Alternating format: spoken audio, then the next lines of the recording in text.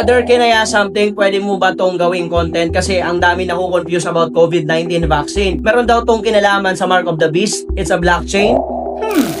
Alam nyo, usong-uso ito. Kahit nga mga pastor nagtuturo nito sa simbahan na yun na daw ang tatak ng halimaw. Ang tanong, totoo ba ito? Tara pag-usapan natin. Sa mga nagdaang taon, lalo na noong kasagsagan ng COVID-19 pandemic, marami po tayong narinig na haka-haka at takot. Isa sa pinakakumalat na balita ay ito raw, COVID-19 vaccine ay ang Mark of the Beast. May itim daw na kadena na kapag nagpabakuna ka, tatak ka na ng halimaw. Ngayon, bilang mananampalataya, hindi po tayo tinawag ng Diyos para mabuhay sa takot, kundi sa katotohanan. Kaya ang tanong natin ngayon ay simple. Ano ba talaga ang sinasabi ng Biblia tungkol sa Mark of the Beast? At ito ba ay tumutukoy sa bakuna? Revelation chapter 13 verse 16 to 17. At ang lahat, maliit at dakila, mayaman at dukha, alipin at malaya, ay pinilit na magkaroon ng tatak sa kanilang kanang kamay o sa kanilang noo upang walang makabili o makapagbili maliban sa may tatak, ang pangalan ng halimaw o ang bilang ng kanyang pangalan.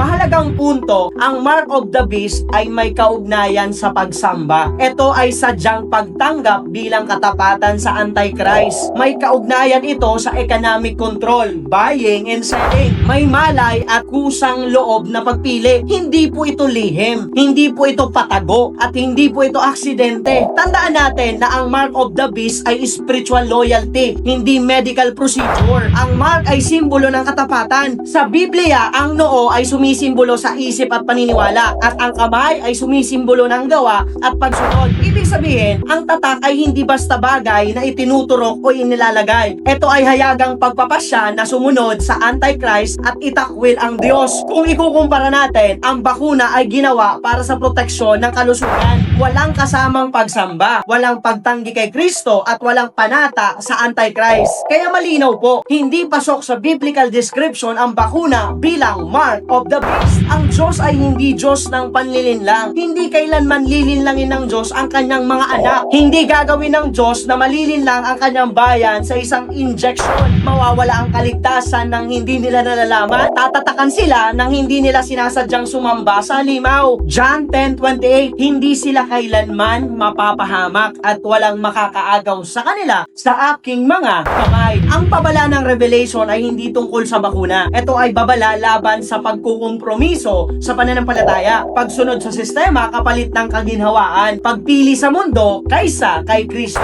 Darating ang panahon na pipili ka, Kristo o sistema. At sa panahong iyon, malinaw ang tanong, kanino ka luluhod? Mga kapatid, huwag tayong magpalaganap ng takot kung saan walang katotohanan. Mas mahalaga na tayo ay nag-aaral ng salita ng Diyos, nagiging mapanuri at nananatiling matatag kay Kristo. 2 Timothy chapter 1 verse 7, hindi tayo binigyan ng Diyos ng espiritu ng takot, kundi kapangyarihan, pag-ibig at matinong pag-iisip. Ang Mark of the Beast ay hindi basta itinuturok sa katawan, ito ay itinatatak sa pusong tumalikod sa Diyos. At habang ikaw ay nananatiling tapat kay Kristo, walang tatak ng dilim ang may kapangyarihan sa iyo.